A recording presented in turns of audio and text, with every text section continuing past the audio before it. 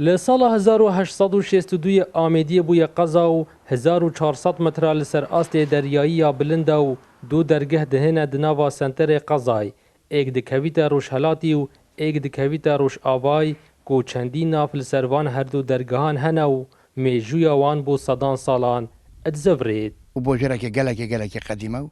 و ابدرگه یه برب خروبین بچن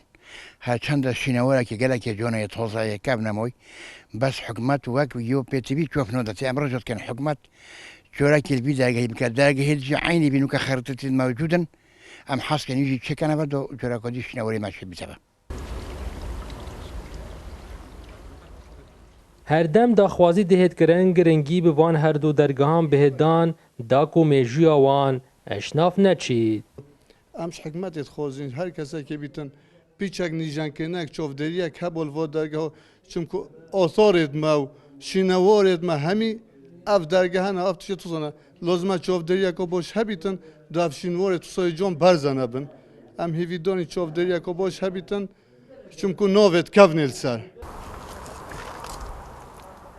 جبر کو دیروکا وی باجری روزانه خلک که زور سردانا وان هر دو دریان دکن جبو دیدنا دیمن نوان و زانینا میجویا وان دلدار عرف کرسات نیوز آمیدیه